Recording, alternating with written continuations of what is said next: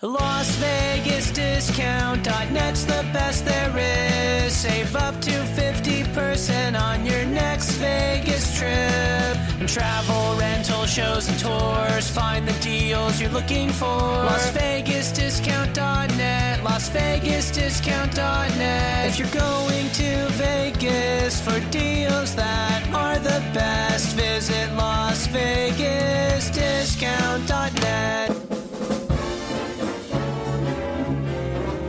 Some breaking news right now. Disgraced financier Jeffrey Epstein has taken his own life while he was behind bars here in New York City. Epstein was facing sex trafficking charges. NBC News investigative correspondent. Hi, everybody. Welcome to episode 0 of the Jeffrey Epstein Show, available on iTunes, Spotify, SoundCloud, Stitcher, or wherever you get your particular content.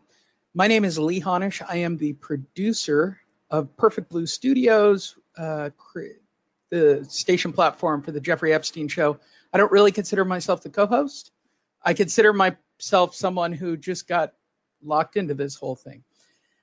I am joined by the guy who came up with the show, the guy with the idea.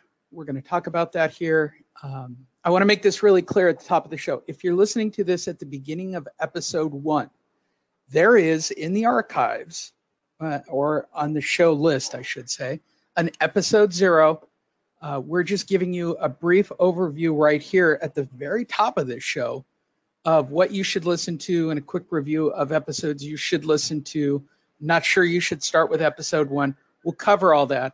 I know that you've happened on this because it's associated with other shows. I'm just telling you this as the producer. We're very transparent here. The guy who created this show is Bobby Capucci. How are you, Bobby? Hey, I'm doing well, Lee. Thanks. How's everything going with you today? Great. I'm just taking care of some laundry for everybody who might be listening for the first time or for the long time, or people think that we've lost our way. I'm going to clear all that up in this one episode. It is episode 0 of the Jeffrey Epstein Show. Yes, we've done, I think there's 20 or 30 shows at this point, but that's not the point. We never did this. We never planned for this to happen. We never expected it to go this direction. So I wanted to make a show that I could put a clip of at the beginning of episode 1 to explain it. We didn't know what we were doing then. If you can be listening beyond this, you'll understand. And we want to give you a quick, brief show over guide, real quick. For those of you that are longtime listeners, hang in, because I'm going to give you some serious nuggets, some updates on stories, and something really cool that I haven't prepared Bobby for at the end of the show. That's just for the longtime people that are into us, Bobby. First thing I want to do right out of the gate is, if I'm not going to cover all the reviews, I'm going to do that momentarily. If you're looking at this from the outside, first thing I want to cover is quickly, I want this to be the companion episode of where do you start? What do you listen to? Do you think they should start with What the Hell Happened, the 577? I think the first 3 are kind of all over the place. If it was my choice and somebody was listening to this and said, what do I listen to first? I'd tell you Live from Red Rocks. I think that's our John Bonham moment at Red Rocks Canyon, where we kind of laid out a pretty comprehensive guideline. But yeah, I think you're right. That's my choice. I think you're right with that. I think that, the first 2 episodes, there is so much information to get out there. And like you said, we never expected it to be anything like this. The whole entire thing was you were appeasing me, so I'd keep working on Fighting It with you. Obviously, I would have done that anyway. But, like our good buddies in the government. I make my crew happy. That's the way I roll. Right, exactly. And, for everybody listening, I haven't been as active for the last couple of years because I was dealing with some personal issues with my girlfriend, her health and stuff. But, since we've been covering this story, I don't think there's anybody around who has been more on it than we have been. Okay. So if you told people, hey, I saw your podcast, what episode should I listen to? What's your choice for first episode? Well, I would probably go with the Live from Red Rocks as well. And what I would say is give a listen to the Live from Red Rocks and then go back and take a listen to the other couple of episodes, the first few episodes. And there's a lot of good information in there. It's just not packaged as cleanly as it should be. No, I don't think it is. I don't think we hit our stride until the Wexner episode that we recently did. Like, that is probably the way I see the show, which is covering some news, some scandals, some something, right? Read Right. somebody neutral-ish, nobody's neutral, and then breaking it down line by line and giving our sides of what we see. Here's what we bring to the table if you're listening to this for the first time. My day job is in content marketing. Bobby is the journalist, right? So Bobby is all about this. I'm going to get our politics right out of the way so that doesn't become an issue. The reason I'm doing all this, I call it the Yelp effect. Because my day job is in content marketing, the bigger a show becomes, the more positive and negative criticism you get. And okay, I'm giving full disclosure here. I'm going to talk about the things that from a marketing standpoint in the show are being done to manipulate the media and to gain the final reward. I'm not patting myself on the back. I'm just telling you that I can completely understand. And through a lot of these episodes, because it does come up in one of the reviews, do I sympathize with Jeffrey at all? To make it abundantly clear, I don't sympathize with him. I understand what it was. I'm not saying that I would do it. I'm not sure. He let his own personal kink and greed get involved in this whole thing, and that's why it fell apart. If this was strictly about manipulating from a media standpoint, from an information gathering standpoint, I completely get that. And I sympathize with that. I think, as you'll hear in these episodes, that I agree with that logic. I agree that it should be done. And I do take the side of big business in a lot of this. So I'm going to give my political point. Bobby's going to give his overview right now. My political standpoint is completely independent. Okay. If you are a self-employed business owner and you might think you're the most progressive left side person on the planet, you're in a better position because of Trump. Okay. I'm going to say it. Does that make me a racist, or you a racist, or anyone a racist for liking those values? No, it does not. A racist makes a racist. You do something that's racist, that makes you a racist. Okay? Just because you have a political affiliation, you are not a racist. I believe in free thinking. I believe that everything's up for debate. I believe the middle is the middle. I try to see everybody's side in the story, and I try to make that happen. I do it in my personal life as well. I don't like negativity. I think people who have nothing but negative shit to say are just people who have shit on their brains and hate their lives. Okay? I listen to positive affirmations. I'm not saying I'm a hippie by any stretch of the imagination. And yes, I did vote for Trump. Okay? Doesn't make me a racist. Sorry, it doesn't. I know that if you're a really progressive person who's happened on this show and that's what you want, that's not happening with me. I'm not. Sorry. I'm really not. I'm not going to get into my personal life, but I'm really not. Okay? So calm down and back away from it all. Bobby, where are you? What is your political stance? What is it about you that has brought this to where we are? I have to start at the very beginning because I've grown a lot politically, and I have become a lot more aware of what's going on both sides of the aisle, Lee, since I was younger. See, I came of age during a very odd time. I became 18 years old. I was 18 in 1998, just a few years before 9/11. In 1998, I had just started college, and I really wasn't too interested in politics at all. In fact, I didn't care. I was a punk rocker. I had a mohawk. I had green hair. I wore a bomber jacket. Went to shows. Fuck authority, kind of. Basically, where I was at. So I was originally going to school for corporate law, and I was taking classes, and not going full time at that point because I was working full time as the stage manager of the joint. So I had a really good job right out of the gate. But I was taking classes and I was going to school. I had my nose to the ground because education's always been very important to my family. So I went to school and I was going to those classes. And the morning of 9/11, I had 311 in the joint. We were doing a concert with 311, and we had loaded them in the night before.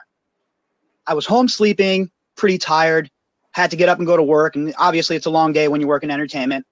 So like I said, I was still young. I was living with my parents still at the time. My mom comes upstairs and she knocks on my door and she says, "Bobby, we were just, the plane crashed into the World Trade Center." And in my groggy state, I was like, it's probably just a Cessna, whatever. So I got up, continued on with my day, got dressed, blah, blah, blah, went downstairs. And in my parents' living room, they have this pillar. I was standing against the pillar when the second plane struck. And my dad looked at me. He looked at my little sister. He said to my little sister, "You're not going to school." He looked at me and said, "We're under attack." Now, I'm from New York. I lived there for 10 years of my life, and I had family in those buildings that day. Nobody passed away, thank God, but my family was in those buildings that day. So it hit me a little harder, when we weren't able to contact our family, blah, blah, blah, blah, blah, blah, blah. Well, the story starts to evolve, and I start to take interest in it like anyone did. And I started to research Osama bin Laden, Al-Qaeda, terrorism. But really, what I really started researching was Near East policy, Middle Eastern policy, so politics in the Middle East. And I ended up changing my major in school and going to school for political science. So what happened was, for me, I got caught up in the 9/11 patriotism and BS line of George W. Bush and the warmonger neocons. So I was a partisan, Lee. I'll be the first to admit, during those first few years of the Iraq War, up until about 2006, I was carrying water for the Republican Party harder than Rush Limbaugh. So what happened in Iraq was a complete disaster. I was completely wrong to believe them. I was completely wrong to support them. And George W. Bush and Dick Cheney and Donald Rumsfeld and Armitage and the rest of those guys, they're all war criminals, Lee. In my opinion, that was when it all started for me. The change really started. I started to get more introduced to politics from people like Rand Paul, and I started to look more at what's going on in the country from a personal perspective as opposed to a partisan perspective. And there's no doubt during the Obama years, it was, trench warfare. I wasn't really on the side of the Republicans, but at the same time, I saw the pitfalls of the way we were going with our policy in the Middle East under Obama, with the Arab Spring, with, the toppling of the Egyptian dictator. It wasn't a good situation where we were going.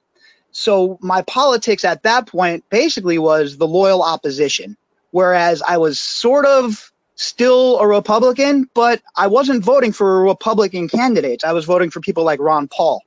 I guess I felt like an outcast. There was no place for me in the Democratic Party, Lee.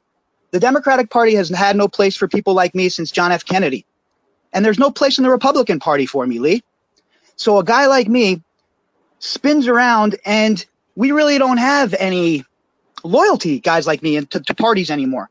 My loyalty is to this nation and to making sure that everybody in this nation, I don't care what color you are, what religion you are, any of that. If you were born in this nation, if you were born in this country, then you're my people. You're who I care about. And until we have things fixed in this country, I can't worry about the other countries. I can't worry about what's going on in these other countries. We need my political position at this point in time, as we stand here today, is I'm a non-interventionist, Lee. I'd like to end all foreign wars. I'd like to redirect all that money into infrastructure in this country to make this country better and to fix the education system in this country, to fix the medical system in this country. Not with Obamacare, which was a poison pill, which was created to destroy the medicine system in this country so we could go to single payer, which would even be a bigger disaster. My position at this point is, especially in this case, it is scorched earth. Wherever, we've said this several times, wherever the evidence leads in this Jeffrey Epstein case, we will follow it. If you have a lead that we should be following that has to do with Donald Trump or any Republican, we want to know. We want to hear it. And I take offense, Lee, to being called a deplorable. I take offense, Lee, to being packaged in a basket with a bunch of psychopathic nut jobs. And so do 65 other million Americans. That's my problem. My problem in this country right now is not left and right. My problem is people that want things to go their way and only their way. And if it doesn't go their way, you're now a target. If you don't think exactly like them, you're a target. And I don't care what side it comes from, Lee. I don't want to be controlled. I agree. Bobby and I disagree on every single topic. The other thing that I want to point out for everybody before the new people jump off and go listen to whatever first episode you're going to listen to, there is a thing called the Daily Drop that you will see in the feed. That is Bobby by himself with no commercials. They're designed to be little updates on a daily basis.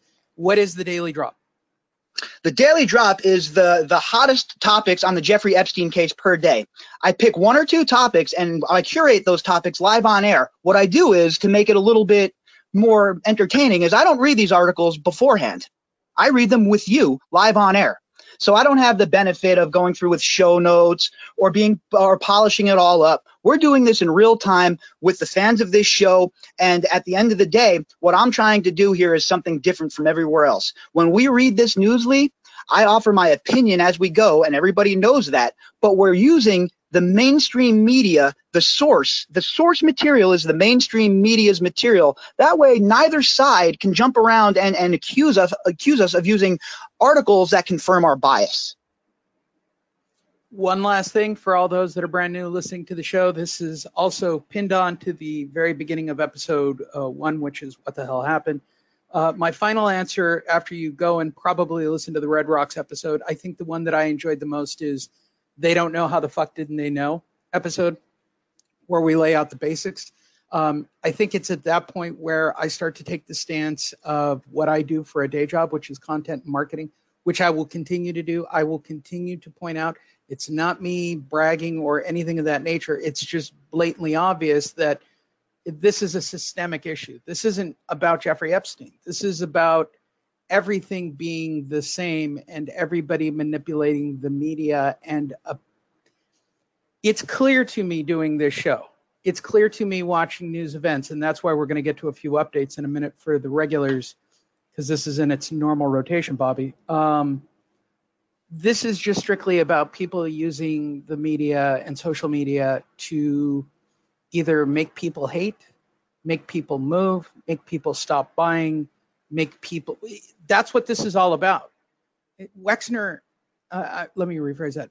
Jeffrey Epstein isn't the issue. The issue is we've allowed the media to become the dominant force in our daily lives, not the news, not real news, not even people posting their own versions of the news. We've allowed public, even this episode, this is about public opinion swaying other public opinion, right? I'll cover it right now. By the way, if you're listening to this, click on it, click for a number, click a rating, click a review on iTunes. Most of our listeners come from that. I want to clear up each one of these from the very beginning, September 3rd, about the time we started. So these guys do another podcast that's really good. Great. This is amazing. That's from Cameron. And if you listen to the show and the episodes, you'll find out Cameron is what I call a super fan. Yeah, not only that though, Lee, Cameron has a lot of good insights. Cameron is also a spook based on the information that he's provided for us. Post-Blix, women listen. I suspect that our audience is a lot larger women-based than I joke about in the early episodes. But I've received a lot of. Go ahead. I'm sorry. I've received several emails from women listeners of the show, and to all the women out there listening, make sure if you have been put in a situation by an abuser like this, reach out to somebody, reach out to the authorities. Don't stay silent, because people like this can't get away with this stuff forever. And it's sad to see how terrible people treat each other, Lee. No, it is. And this would be the wrong part to point out to the ladies that I'm single, I guess. That would be really rude, right? By the way, if you don't get my sense of humor at this point, you're really not going to like the show. There are people who, and I'm going to get to it in a minute, I'm going to make fun of these situations. Sorry. I think some of them are funny. Yeah, and which goes to the next comment, right? Juan Epstein, Michael Epstein, Jeffrey Epstein, not funny, unprofessional. Okay, go fuck yourself. I don't know you, Brad, shrg@gmail.com, right? To be perfectly honest, that joke was made because, and this is true because I've talked to regular people and they go, what's the most popular thing you do? And I say, Jeffrey Epstein. And they look at me and go, who the hell is Jeffrey Epstein? Which to me is mind-boggling on some level, which is where the Juan Epstein, Michael Epstein, Jeffrey Epstein thing came from. You would be surprised at how many people. I was at a business meeting the other day, to bring this up, Bobby. And they sat there and they were laying out their plans of what they wanted to do, and they hired me. This isn't me tooting my horn. By the way, that's another review.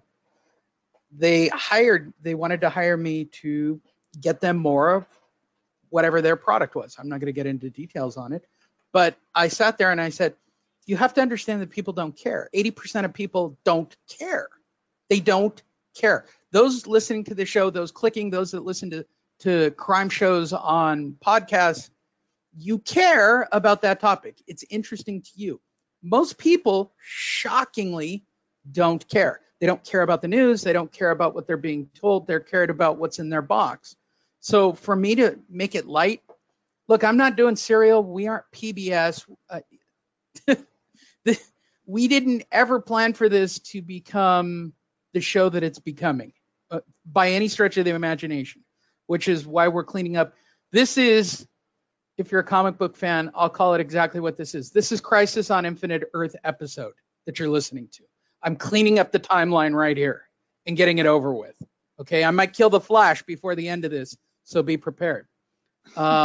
What about the humor in the show, Bobby? How do you feel about it personally? I don't mind it at all. I think the Sunday long form show that we do is more of a variety show on this topic, where we bounce around on certain things and we tie up the weekly the daily drops. And, guess what? In every situation, you have to find some humor.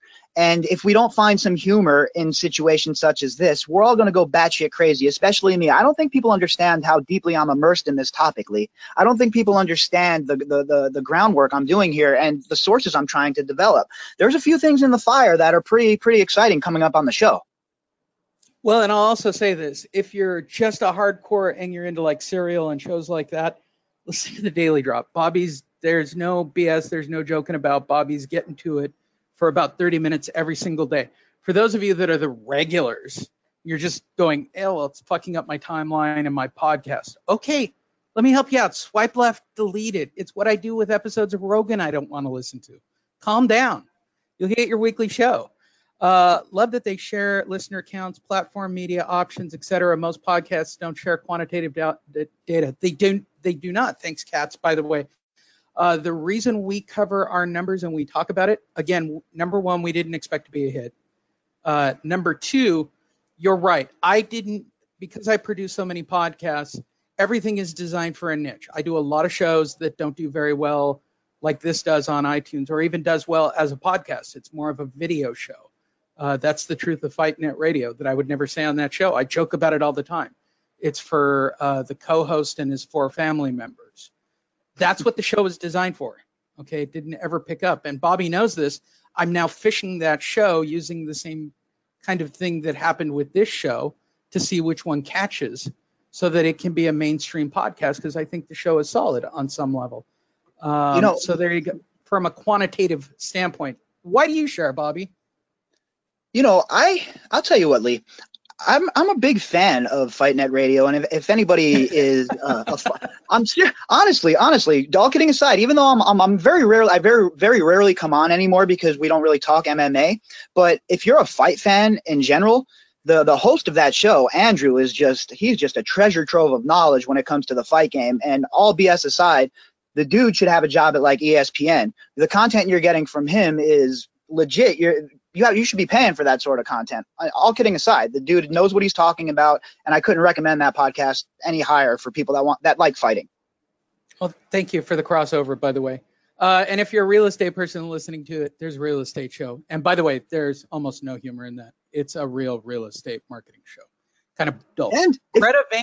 Could it be Greta Van Susteren? Could it really be? Could it just, can I in my delusional mind think it is? Started strong, but each episode has become less focused on the namesake of the show. Skip it. Okay, episode 0. If she would have made it to where we actually got our footing, sorry, Greta. I know you're not listening to this, probably, Greta. That's why we said Red Rocks, and that's why I say, how the fuck didn't they know? If she had made it to how the fuck didn't they know, I personally think, much like Van Halen 1 or 2, yeah, it's a little raw, it's a little rough, but there are songs on that one you're going to really tap your toe to.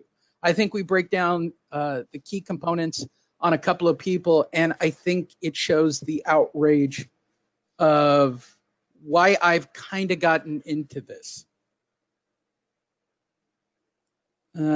Garbage. I love that. The review is garbage. I thought it was a half-hour-long advertisement about computer applications concerning more advertising. Clickbait named Jeffrey Epstein Show. Yet the host immediately speaks about his own selfish, boring interests. Okay. You get the impression he has admiring, sympathetic perception of Jeffrey Epstein. This is where I said it earlier. So let me cover it. I hope this is his phone number. 728-48627, probably not. Okay, let's cover it, shall we? I think that dude. I guess you're referring to me because Bobby wouldn't talk about analytics or the marketing of this situation. I do. Yeah, I guess it has to be interesting for me. So if that's selfish and boring interest, cool. Am I admiring, sympathetic? Yeah, I am. Look, and I'm not going to look, the guy's a pedophile. I'm a dad. That's the end of the discussion. So everybody calm down. Now, if you're asking me, did a guy get hired to go and do this job, right? Which is the interesting part of this, right? I've said it. When you guys find out that it was maybe a Democrat that put him into position to do this, or maybe a company like Facebook, it was Bezos, like we'll never know. We will never know who was really the guy behind this because there's so many different people involved. Okay, so whatever hating you're hating on, understand that at the end of the day, Epstein was just hired to do a task. Okay, I said this again using my own personal experience to who wrote garbage, Mr. 728. They looked at me and I said, how do you want me to scare the 80% into buying your product? And they go, I don't like the word scared. Everything is about scaring and hurting people who don't care. That's the truth. That's what I'm trying to expose by talking about it so much.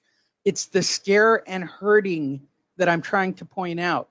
I do it for a living. It is my job. I am not I'm not Cambridge Analytics, okay? I'm not spending millions of dollars on advertising, but the same methods are used by me every single day on social media. In fact, I did it earlier today. Bobby, how do you feel about this scathing review? Hey, look, everybody's entitled to their opinions. As long as they're talking about the show, as long as they're tuning in, they could, in a divisive topic like this, Lee, there's going to be a split in the audience because either way you go, if you expose powerful people on either side of the aisle, unfortunately, in the time we're living right now, the tribalism is at such a level where it's us or them, where people take it personal if you expose their favored politician. And I'm not playing that game. I really could care less. If it was up to me, I'd be totally fine with every single one of them being perp walked out of the Capitol, Republican and Democrat. So Mr. Garbage over here comment, hey, buddy, you're more than welcome. You're more than welcome to leave whatever comments you want and talk about sympathy, blah, blah, blah. But I'm here to tell you, my man, we're doing this on our own dime with our own time. The most precious commodity is our own time to go after Jeffrey Epstein's enablers and the people around him. So I would probably put down the mushrooms if you're hanging out in Oakland or Denver and switch to the reefer, my man. Next question. You can take down the next review, Bobby. Great till they bring in Trump. Then it becomes as usual smear that I'm getting sick of. I'm frankly sick of all politics to the point and want to get away from it all. Podcasts are a fun way to learn about something besides 2020. Okay. All right. I'm guessing you think that we dislike Trump? I guess, yeah. And I'll do mine real quick. Okay. Everybody who's self-employed, whether or not you like Trump or hate Trump, your taxes are lower this year. So calm the fuck down. Okay. If you're making cash, you're paying less because of him. That's all I have to say on the subject. Do I think the man is a douchebag locker room guy who is probably misogynistic on almost every level? Yeah, I do. But you guys elected him, so calm down.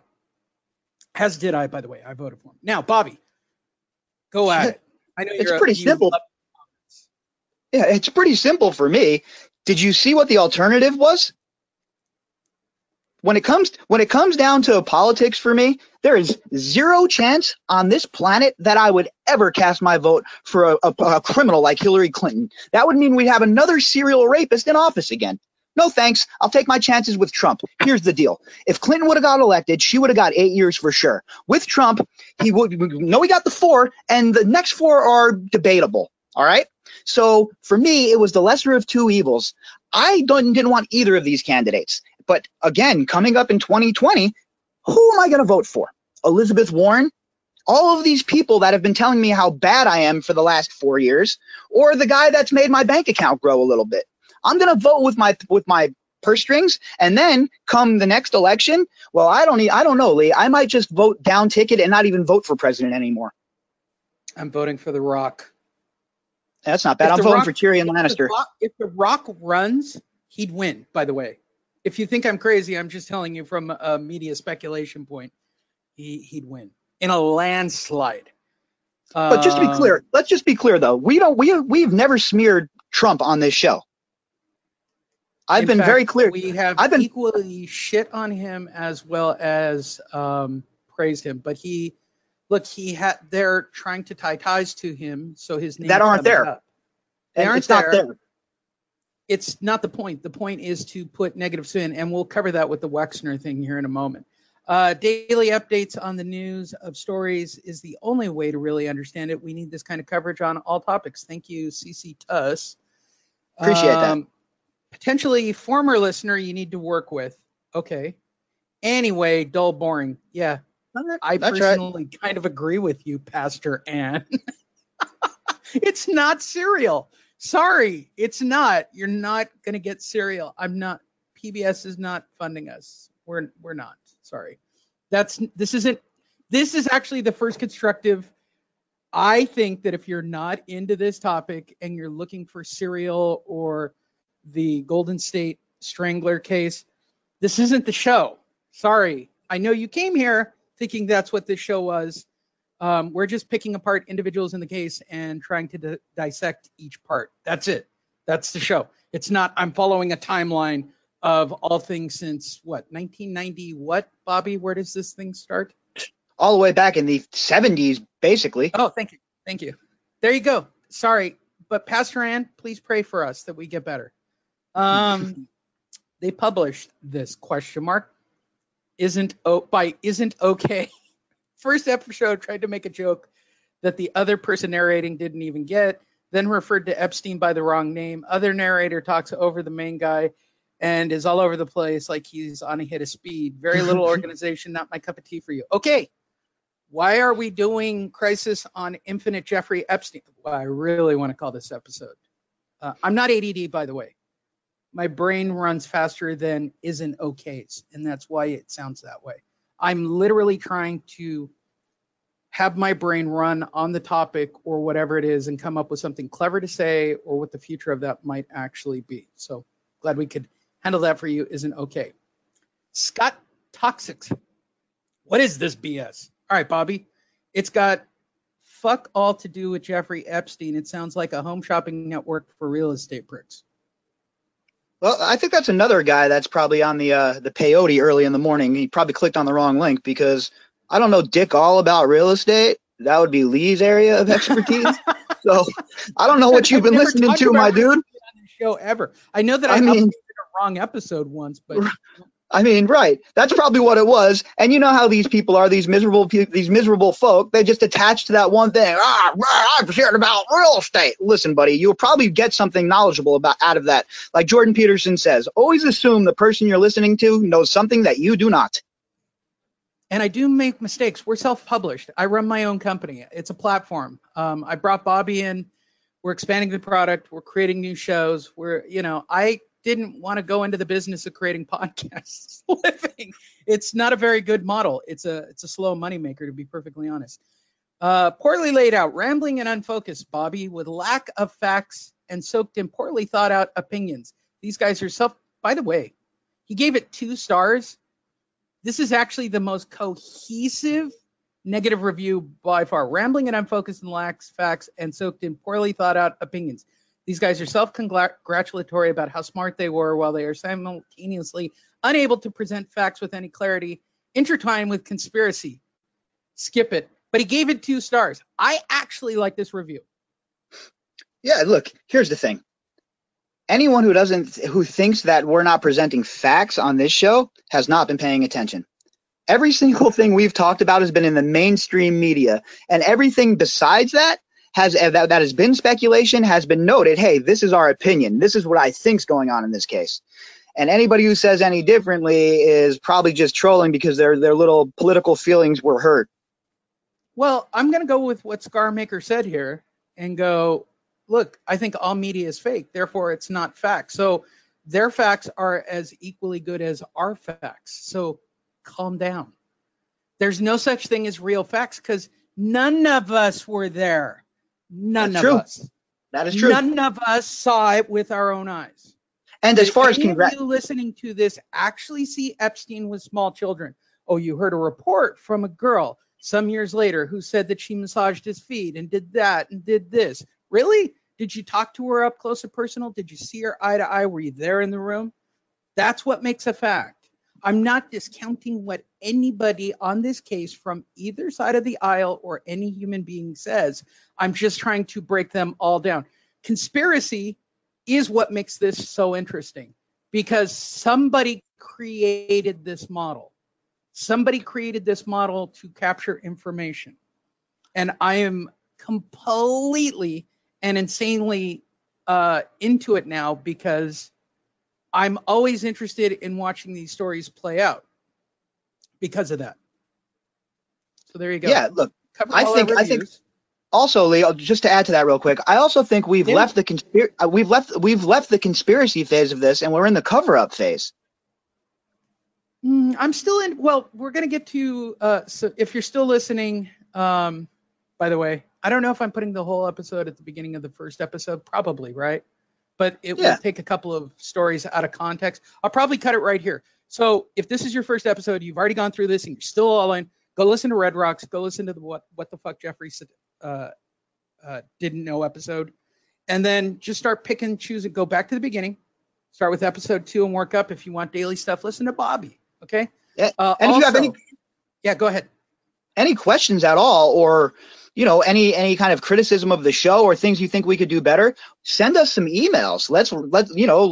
Help us out. If you got constructive criticism of the show and there's things you'd like to see and hear us talk about, shoot us those comments and we'll work them into the show.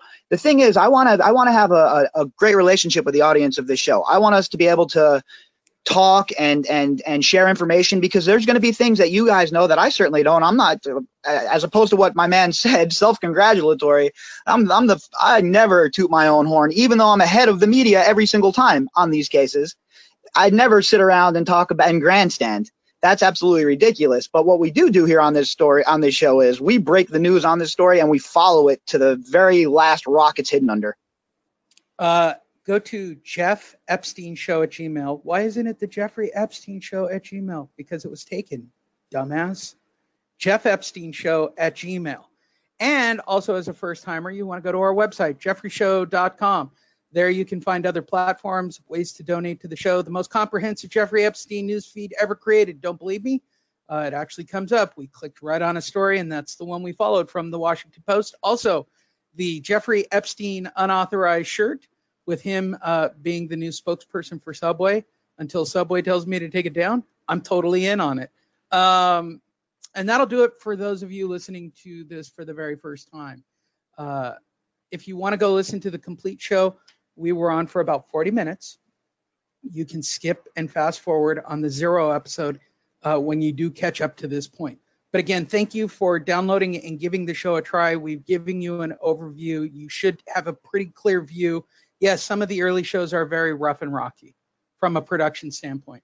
I don't think we had an idea of what we were doing. We didn't have a website. We didn't have email addresses. We didn't have anything. It was an idea that Bobby had. We did the show. It got downloaded. And it's still getting downloaded.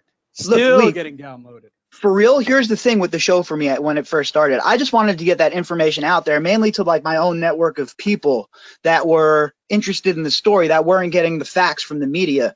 So it was really hard to digest the way the media has portrayed this story. They put it out in bits and pieces, and they don't do a daily drop the way I'm doing it right now. So at first, we were just trying to get that information out there. So that's why the production wasn't where it should be. And obviously going forward, we've been doing a lot more production from that aspect and making things a lot more polished and a lot more cohesive. Now, for all you regulars who came to the Crisis on Infinite Earth episode and go, that's a lot of backstory for us, bro. We already know. We get it. All right, calm down. This is for you. They'll catch up if they get here. They don't. They do. They don't. Hi, everyone. Welcome back to the Jeffrey Epstein Show. I'm not restarting the show. This is for you guys. This is the episode you guys have craved. This is the episode where Superman dies. Actually, it was Supergirl in Crisis on Infinite Earth, but I digress, Bobby. And subsequently, since Crisis on Infinite Earth, Batman has died and come back, and Superman has died and come back. This show is just sort of like mold or fungus. It just keeps going.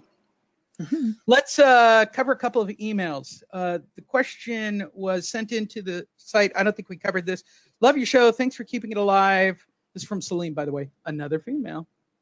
Love your show, and thanks for keeping it alive. Have you heard of John Mark Dugan? Who is he? Former Palm Beach County deputy.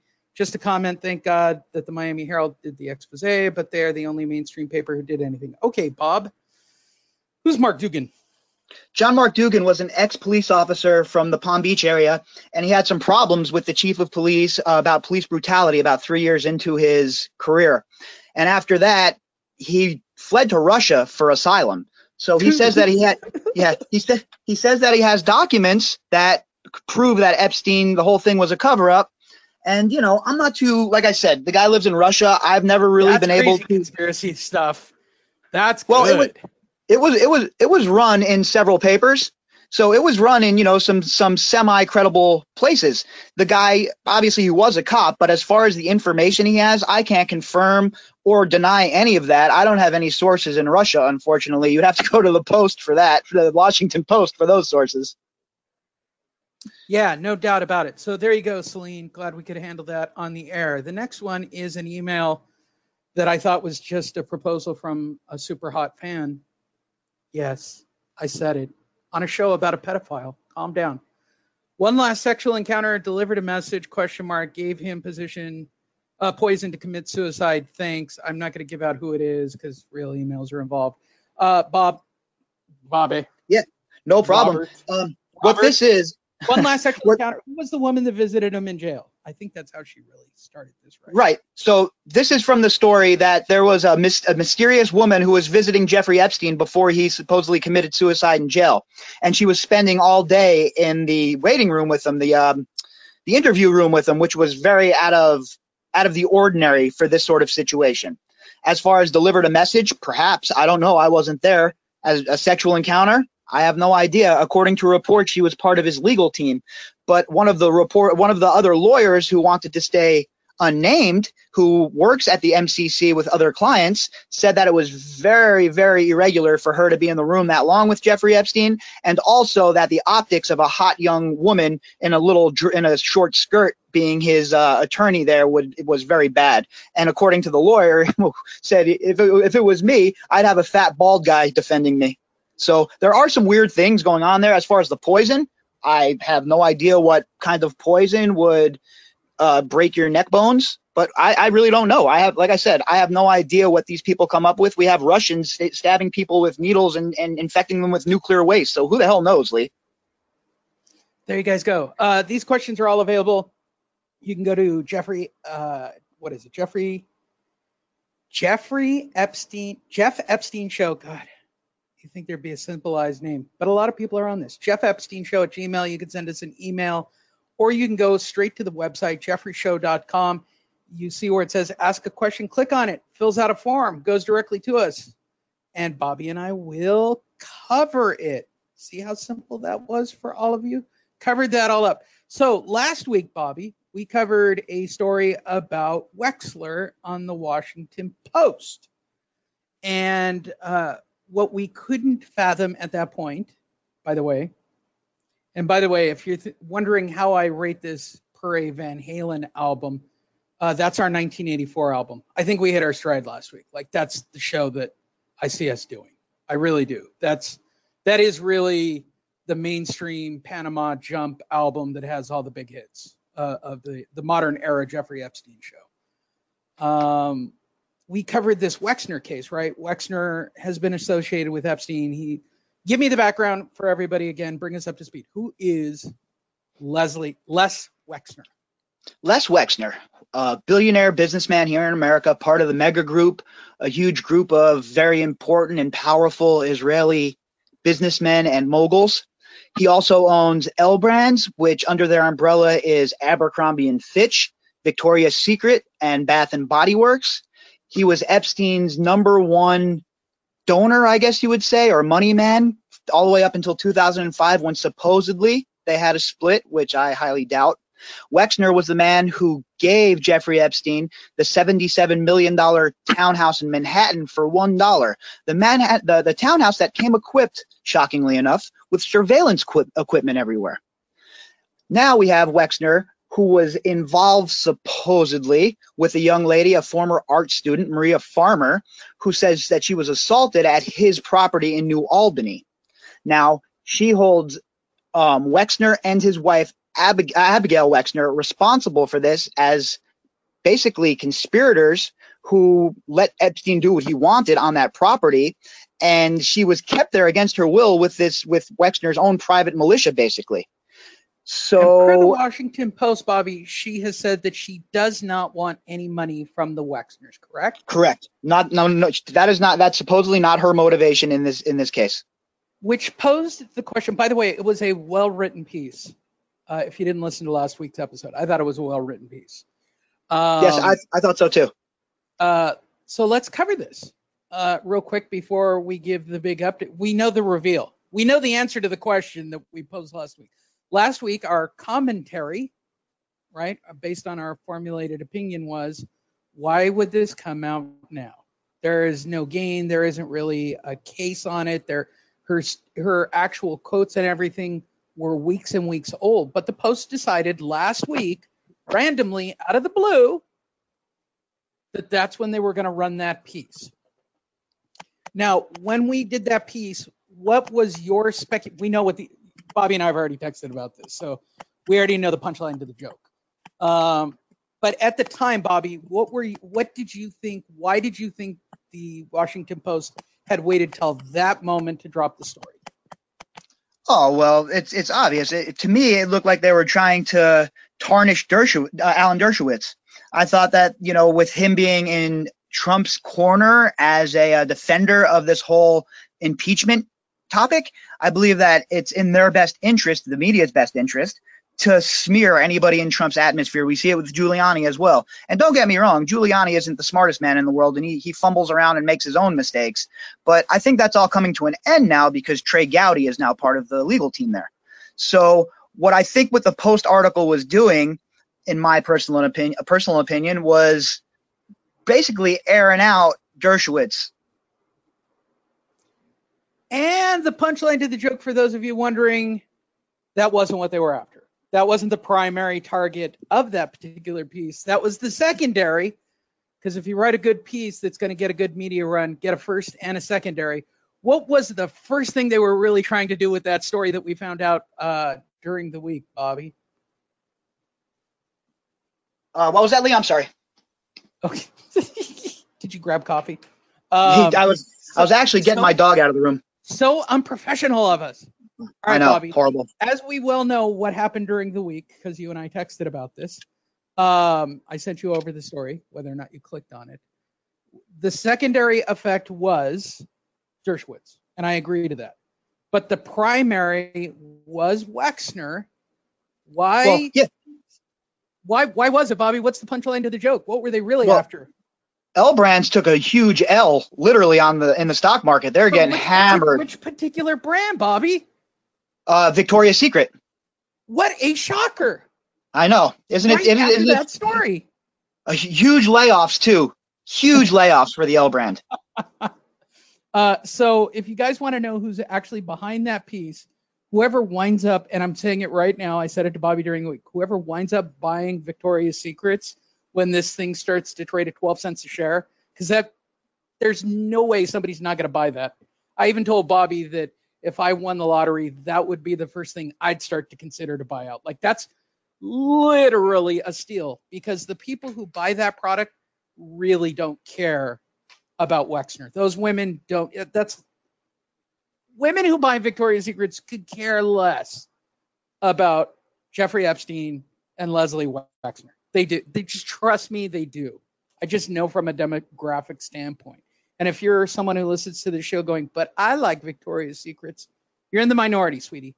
This is an 80% thing. This is a strip mall thinking high-end lingerie and women's undergarment store, and somebody's going to buy it up Whoever bought it up is the one who made sure that the Washington Post put that through.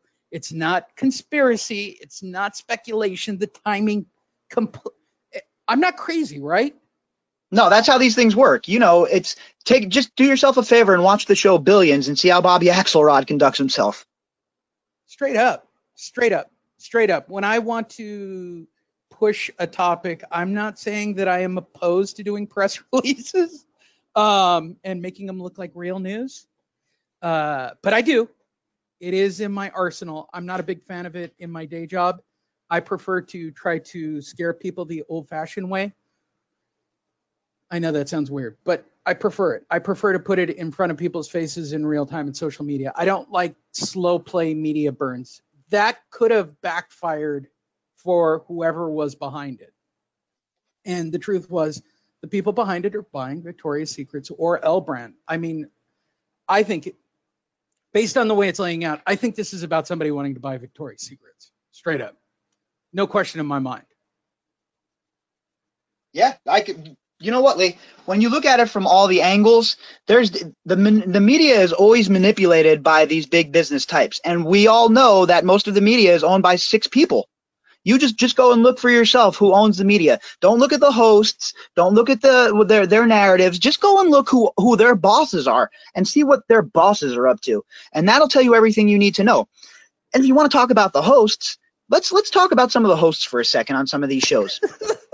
You have Anderson Cooper, okay? Why does he call himself what his real last name is? Vanderbilt. He's Gloria Vanderbilt's son, all right? Talk about nepotism. Not only that, he wants to be known for himself, Bobby. Yeah. Not only that, he interned at the CIA. All right. We'll move on. Let's go on to Fredo Cuomo from the Cuomo powerhouse family in New York. Just keep going. All of these knucklehead newsreaders, they're not journalists. They don't care about your best interests. They don't care about this case. They care about moving their units. They care if it bleeds, it leads, boys and girls, and that is all they care about. Don't let them fool you. Now, don't get it twisted. In print media and print journalism, there are still some reporters who care, still some investigative reporters that are worth their weight in salt. But they're far and few between these days, because let me tell you what, the few media conglomerati giants love to smash on the small media. We see it with what they do on the internet by throttling their views. We see it by people getting chased off of all social platforms for having a separate opinion. Just look at Laura Loomer, for instance. I'm not a big fan of Laura Loomer. She's pretty bombastic, but her opinion deserves to have a platform. I agree. And for those of you going, that makes you guys hypocrites. Isn't that what you're doing with this particular episode? Because that's the thought I had. And by the way, you would be correct. By the way, that's why this episode's happening, because I care about the number of clicks and how many units I can move, because it's how many. I own a production company that produces the show, and Bobby's now a partner in that. And Bobby would be more than happy to be an artist and make this show as it is. The truth is, there are commercials. We'd like you to support the sponsors. Have a nice day. Just so you don't think I'm being a hypocrite on the particular topic. Daily Drop update. What have you been talking about for the last couple of weeks? Oh, man, there's just been so much going on. You'd have to go back and look. But the cool thing I've been doing, Lee, on all the daily drops is I've been leaving a link to the source material so people can go and read it themselves. Cool. There you go for the daily drop, people. Don't think I'm not going to talk about it. And last but not least, because I just know this as a podcaster, and somebody has been doing it for literally 13 years. The show works because of connection, and clearly Bobby and I have just been into the source material and really haven't talked about us enough. So I'm going to end this with a little bit of candy that has nothing to do with Jeffrey Epstein. I'm making it clear this is nothing about Jeffrey Epstein. Everybody got it? You can turn off the show right now. You won't have to listen to the end read rolls, the Tonight Show music, or any of that. You can click stop right now, or you can learn more about me and Bobby because you guys have invested this far. All right, Bobby. Are you ready? I'm ready. All right, here we go. I Googled the top 50 questions that you should be asking your guy in a relationship, and you were all in a relationship with us. So you're going to find out exactly how we feel And this is our questions that women have put together to ask their men so they know more about them. So Carrie can go back and listen to this too. Perfect. Bobby, do you manage stress easily? Not little stress, big stresses. Yeah, little stresses drive me through the moon. There you go. For me, as I said earlier, I listen to positive affirmation because I don't like stress. It gives me a headache. Bobby, in what area of your life do things never seem to go your way?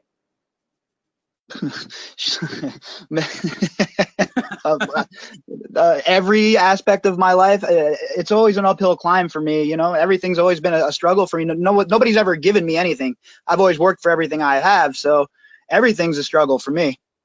And in regards to me, in what areas of my life do I? Nothing, because I plan, everything has a plan A, a plan B, and a plan C. And when it doesn't go to plan A, B, or C that I've laid out in my mind, I literally lose my mind and I become agitated. Does that make me OCD? Borderline. Probably. Bobby, when was the last time you cried?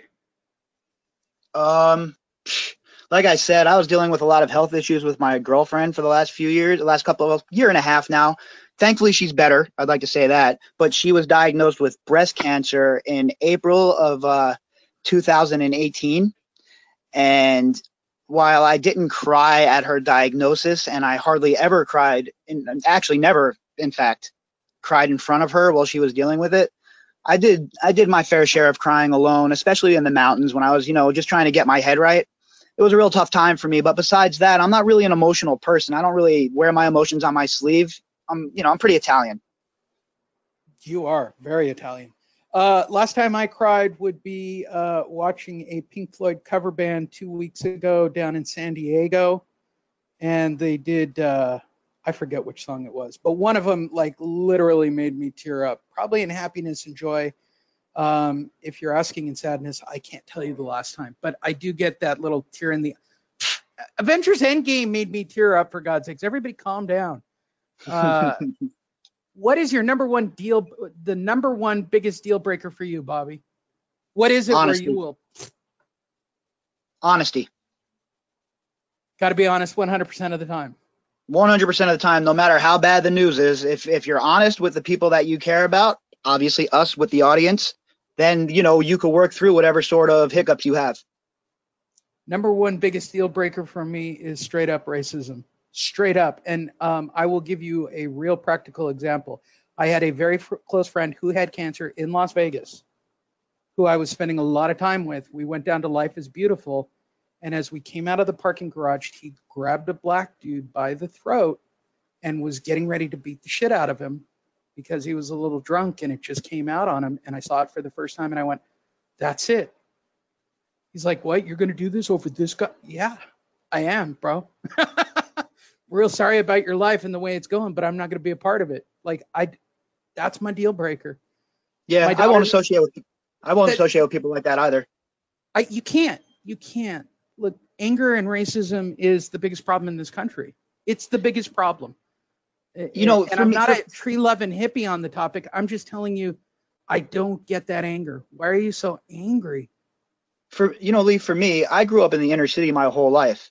So I don't have to run around and act like I'm not a racist. Some of my best friends in the world are from some of the worst parts of Las Vegas and New York. And that's why you never hear me running around self-affirming or anything like that. I don't need that in my life. I am who I am. I'm comfortable in who I am.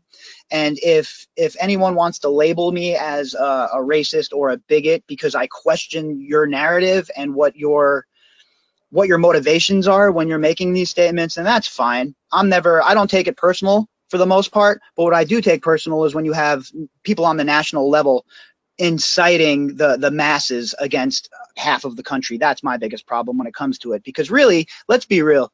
What is there? There's just a very small percent of true racist people in this country. Yeah, true. And when you encounter it, it is the scariest thing. My daughter will be the first one to tell any of you, by the way, which is why I'm against pedophiles, what the Hanish family motto is. You never discriminate based on sex, creed, color, religion. You are allowed to discriminate based on one thing, and that is stupidity. Absolutely. You are allowed to have a comment. You are allowed to call it out. Stupid should always be challenged. It should. Bobby, what behavior is always unacceptable? Man, there's a lot of behavior that's always unacceptable, but I think just outright rudeness and just disrespect is always unacceptable. I think that you should treat everybody with respect until they prove that they don't deserve your respect. Yeah, I'm with you on that. It would probably be my answer. And I'm going to go for the funny haha here, which is those that fart on crowded elevators, you have issues. It's not funny. Especially if there's a midget on the elevator. Think how it smells to him. Wow, you're discriminating. And I'm going to gaslight. And you said the word midget all at the same time. I know. Horrible. What is the worst thing one person can do to another aside from murder or other serious crimes? One person, any person to any other person? Yeah. I think that it would be what Jeffrey Epstein done to these people, to physically take their body from them and do what you would like with it. I think it's the most reprehensible That's thing. Serious crimes. Nah, you're too deep on that. I'm with all right. you. I'm gonna get. I want a more personal answer. What is the one thing when you're out there and you're seeing it, you're like, fuck that dude, I'm gonna kill him. Honestly, for me, it's if I see a situation where a man's beating on a woman, I can't help myself but to intervene, even though it's usually bad news. Yep. I agree, and I know that falls under serious crimes, but I will get involved. I don't know why. I'm the same way. I don't know why that is. What is the one thing that would change about your childhood, Bobby? Man, that's a tough one. I don't really know. Even though I grew up, pretty poor for the most part, my parents had me young, and my dad was a really hard worker and he would never accept anything from anybody, but I had a pretty good childhood, at least. So maybe I think from my childhood, one thing that I probably would have changed is that I would have went on more vacations. I never really got to go on vacations as a kid because my dad was always working so much. So I think that would have been something that would have helped me maybe grow a little bit more, and it would have, I would have gotten into like, hiking and climbing maybe a little bit earlier if I traveled outside of the concrete jungle more. For me, I wish I would have been a better student by far. I just was too distracted. They didn't know about brain types like mine back then. I mean, that's just sort of the way it is. Bobby, do you get overwhelmed often? Not for the most part, Lee. I can handle that stuff pretty well. I've always been able to compartmentalize things and attack things in sections to peel off bigger tasks. I'm pretty good about that stuff. The only time I ever really get overwhelmed for the most part is I get overwhelmed when I have too many responsibilities, meaning too many engagements that I have to make it to. I'm not really big on like going out into big crowds and stuff all the time. So if there's like a week where I have a bunch of social engagements, it takes a toll on me physically even. Just so you guys know that this is a real thing between two people, did you go to the bathroom? Did you get that in? Oh, no, I did. Oh, you still have to go? Wait, I can hit the pause button. Watch this. This conference will now be recorded. By the way, I left that all in for you guys. This is real life. This is just for you. You guys want to get, I know the secret to a good podcast. You got to get to know us. You know about Rogan's kids. You know about everybody. You heard the pause button. Bobby, who do you look up to in life? My father. Good for you. A little story about that. I want to expand a little bit. Let me just a quick story. When we first moved to Vegas, we moved here because my mom's mother had lung cancer, and my mom wanted to come and spend, the last little bit of time with my mom. So like I said, we were poor, and my dad wouldn't accept any help from anybody. So when we first moved here, we lived in a one-bedroom apartment, about 12 of us. And every morning when I was a little kid, I would wake up at like 2, 3, 4 in the morning when my dad was getting up, and he'd be strapping on a tool belt, and he'd be walking up to the strip to get a job at construction for the day to make sure he could feed his family. And I've always taken his example, and that's where I got my work ethic from. And I've never really put like athletes or anything on a pedestal because they've never done anything for me. They ain't going to pay my bills. They don't care about me. So my hero has always been my dad, and it just always reinforced it for me to see him do that. And then to see the success that my dad has achieved in his life with nobody helping him, everything self-made, from being the director of entertainment at the Venetian Hotel to running the Pearl to going all the way to the Bahamas and opening the Baha Mar. It just goes to show you that with a lot of hard work, even if, things don't always go your way, if you keep your nose to the ground and you push forward and you persevere, that eventually you're going to get where you're going if you stick with it. Very Republican of you, Bobby. That's a very Ah, Republican answer. I don't, I think it's more of a blue collar answer. I think the JFK Democrats would be all over that as well. I think the New Deal look, all of it. Yeah, I would agree. Who do I look up to in life? I haven't found that person yet. I'm hoping the person that I wind up marrying in life, for real, based on the number of failed relationships. By the way, women, that many failed attempts, that many rings, that's not a bullshit joke. Bobby knows this about me. Bobby, what's your biggest fear as a child? My biggest fear as a child, this is going to sound weird to people that are a little younger, but my biggest fear as a child was nuclear war with Russia. That's not crazy. That's not crazy at all. I will tell you the truth. I was bullied as a child. Lee, why did you join the wrestling team? Why do you take jiu-jitsu? Why did you have a fight? Why did you do all that stuff? Why did you learn? Because I was bullied as a child. I was bullied really bad. And I always stand up for people that are getting bullied. I am like the worst guy on the planet to see something being bullied, period. But I do think that a little bit of it is good, if that makes sense, as long as you're not a girl. Sorry, just don't. What is the worst thing you've ever done to someone, Bobby? I know the answer to this for me. God, Jesus. I'm so disgusted with myself. This is a hard one. I don't know. I've tried to live my life without burning too many people, like burning bridges, but I grew up pretty wild, like I said, in the inner streets. I've done some things I'm not proud of, things that I'm not going to cop to on air for sure. But I guess in an overarching sense, I wish I would have had a little bit more sense when I was running the streets when I was younger.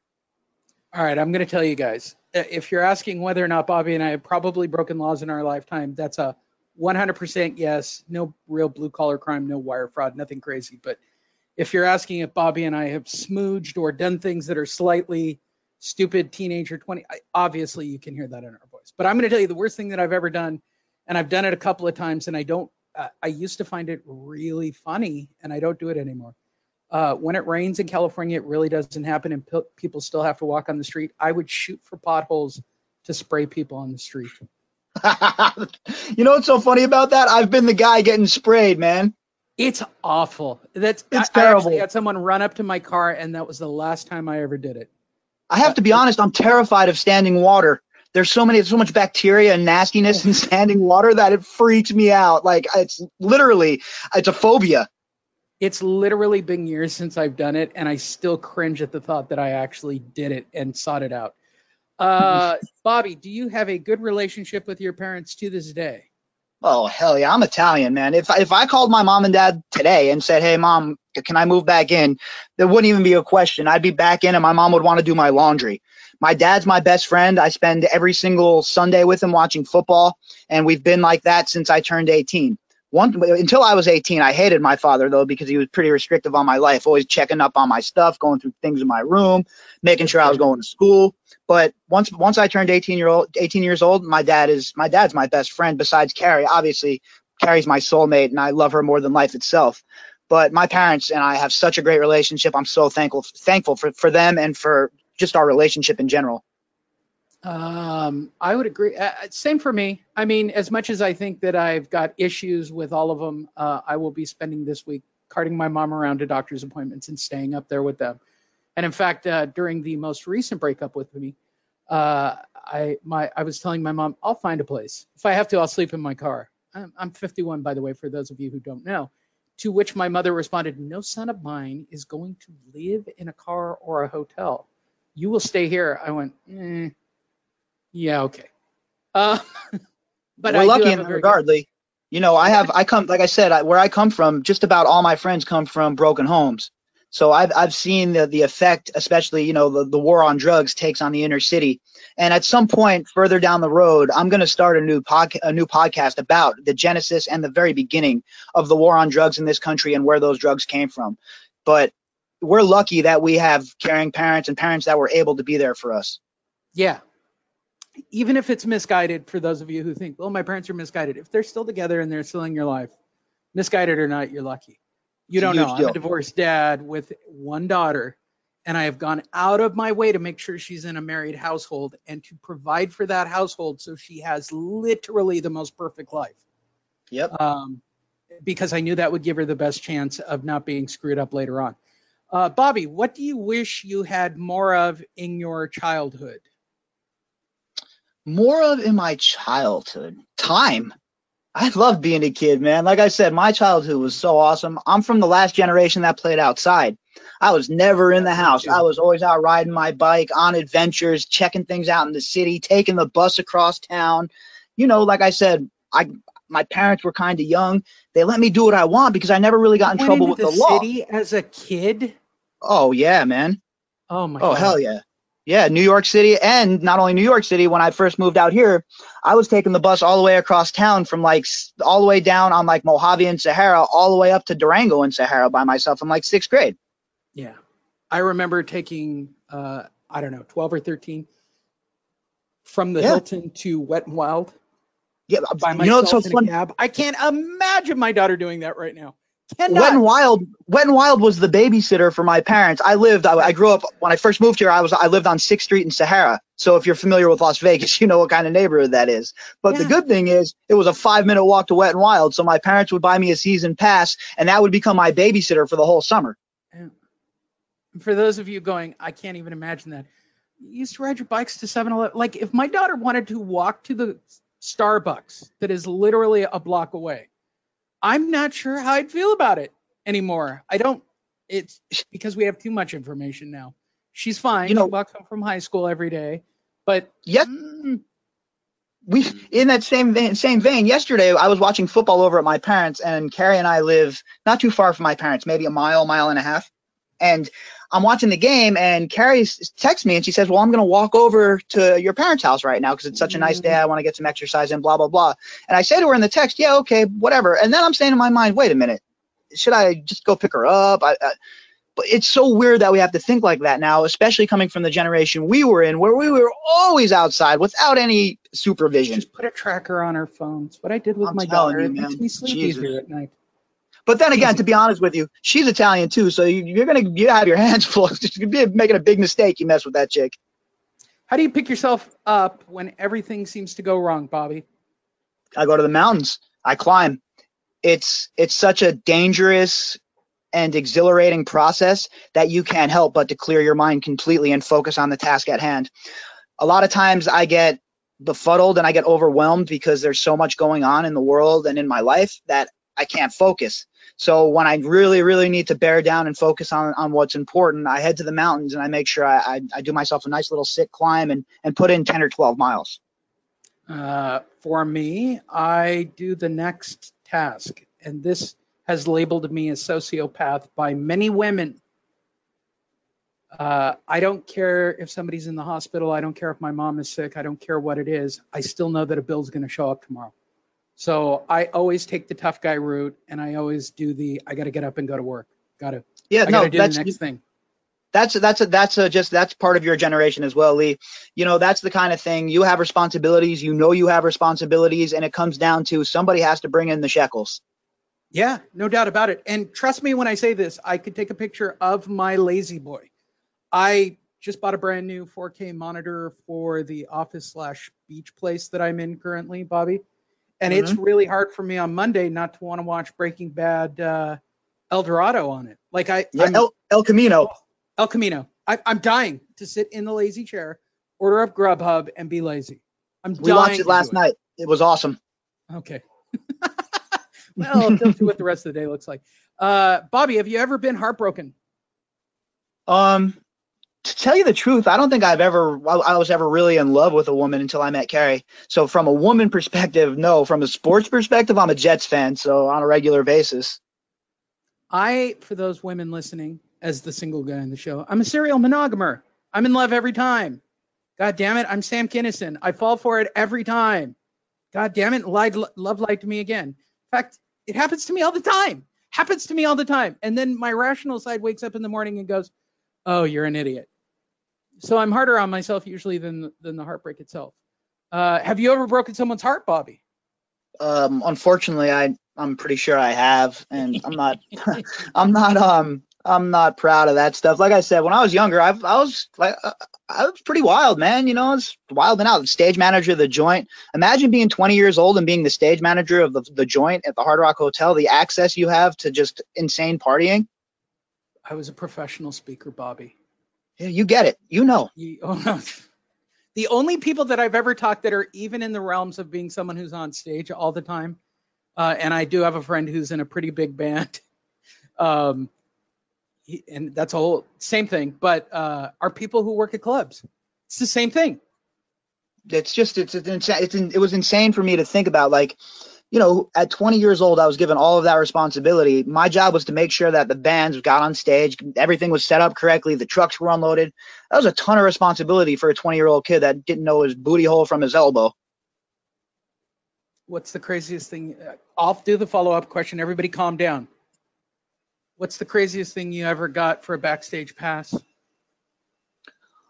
Oh, man, you know what? To be honest with you, Lee, I never had to really barter for anything like that. You know why? You don't have a Metallica story with a drumstick for me at this moment? No, but I have a really good story about John Entwistle. Okay. So my first day as stage manager, The Who comes to the Hard Rock, right? They're rocking out. They're going to play that night. John Entwistle dies of a cocaine overdose in his hotel room the day of the show. My first day as stage manager. The whole place went insanely. Everybody was crying. I didn't know what was going on. And of course, like I said, I was a 20-year-old kid. So my first question, I really didn't know who the band was. You know, I knew who was, but I didn't really care about it. So I looked at my boss and I say to my boss, I say, hey, so does this mean we can go home? Yeah, right. That would be my question. So we're done, right? I can Early night off. It was just, do I get paid? Still? Right. And as far as like getting backstage, my pass, I had an all access pass that had escort privileges, so I could bring whoever I wanted into shows backstage whenever I wanted. Oh, love that. That's a really good one. Bobby, have you ever been addicted to something? Oh God, of course. I am addicted to the pain of being a sports fan. I mean, who doesn't? It's like an abusive relationship. Yeah, it's an abusive relationship. Every year it's going to be different. And you come home and you get beat again. That's, you know, as far as addictions per se, like personal addictions, I don't have an addictive personality. I've never been addicted to any sort of drug or anything like that. I mean, I've dabbled and I've lived life like any young man would in Las Vegas. But maybe, you know what? I guess you could probably say that I'm addicted to good books. I can't stop reading. I read on a regular basis, 6-7 books a month. Wow. For those of you wondering with me, and a great gratuitous plug coming in, Bobby. I am a person in recovery. I've eased up tremendously since then, by the way, because I think AACANA is a cult. If you're a program person, calm down. But I do produce a show called Black and White Recovery. If you want to really hear how my brain thinks about recovery, feel free. Cocaine is a hell of a drug. He is absolutely correct. What is the worst lie you ever told, Bobby? Oh, man. This is a tough one. I try to be pretty honest in my life, to be honest with you. Let's see. I changed a grade one time in 7th grade and I got caught. My dad was not happy. I don't know. I'm sure I've told lies to, you know, people throughout my life, but I never one that's been impactful. That's like really that I remember. And I'm like, damn, I wish I wouldn't have BS'd about that. This is one I really, honestly, I don't really have anything to fall back on here and say, oh, I really told a doozy here. I guess when I was like in 5th grade, I told people that I had a brother. I don't have a brother. That's a good one. You know what I mean? I don't know. I guess that's the biggest of all of them for me. For me, the biggest lie ever told, and that would be before the cage fight, which is, oh yeah, I got this. I can do a cage fight.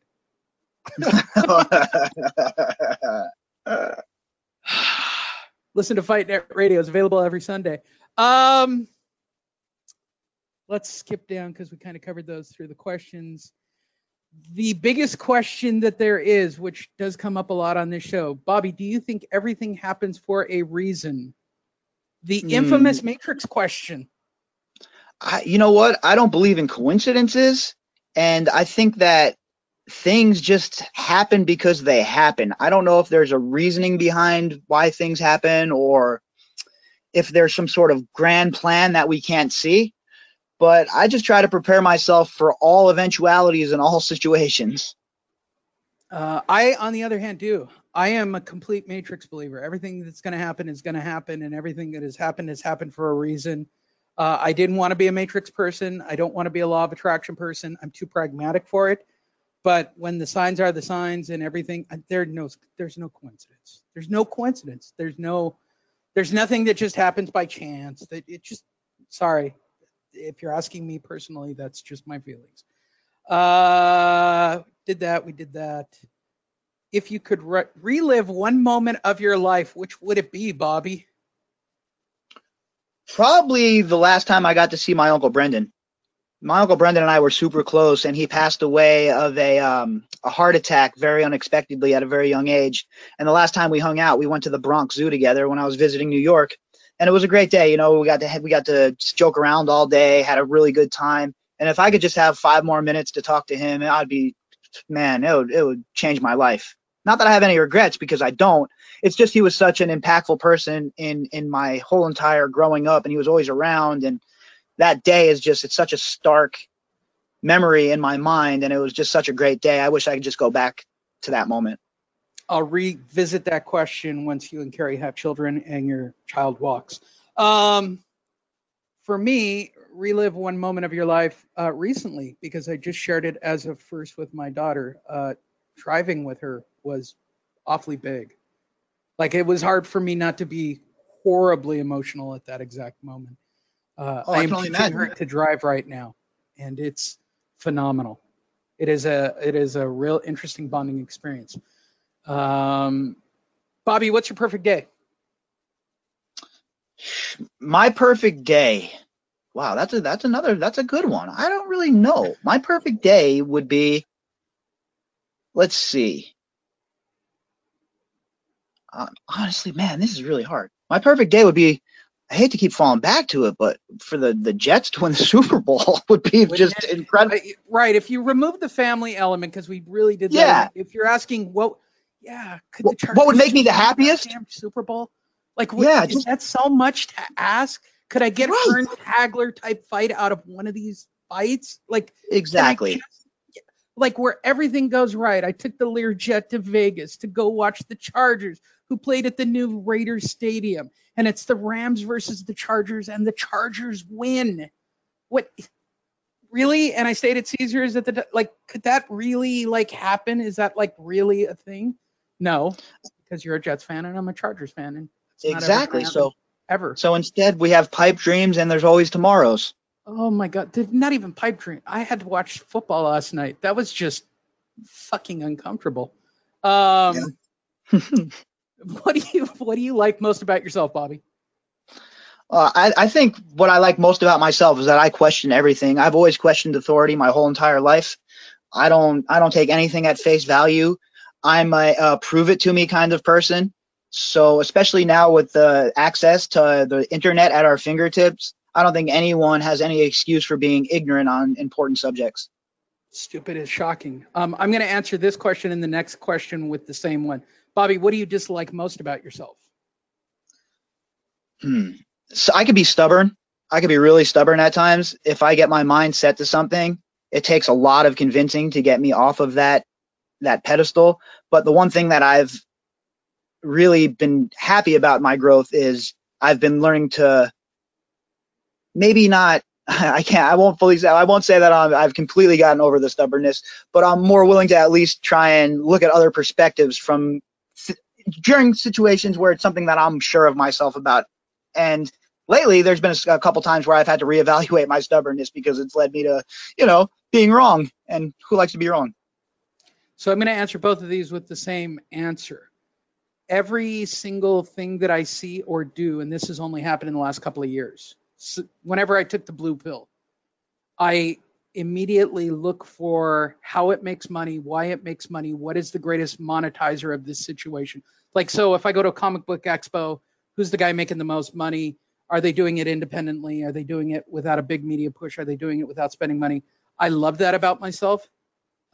It's really good for business. I also hate that about myself. I can't enjoy myself anymore. I can't go and be a nerd with a pair. Like, I can't go to a wrestling event. I want to know which booth, which product, I'm obsessed with content marketing. I love it and I hate it. And we will end on this. No, two more. Bobby, what is your biggest irrational fear? This is going to sound crazy to people. My biggest irrational fear is level 4 hot viruses like Ebola. I'm so petrified. I am so petrified of level 4 hot agents that it's not even funny. And I think a lot of it has to do with, I read the book The Hot Zone when I was younger, and I was terrified about Ebola. And since then, I've always, kept an eye on what's going on over in like Africa when these outbreaks happen. And every time there's an outbreak of Ebola, I look at Carrie and I say, see, this shit's going to happen one of these days. I'm not that crazy. My biggest irrational fear is the same one I've had as a kid, probably goes to the bullying thing and everything else, and probably why I made myself a skilled fighter all these years later. I'm afraid of the dark. I don't like the dark. I don't like it. I don't like it. I don't like it.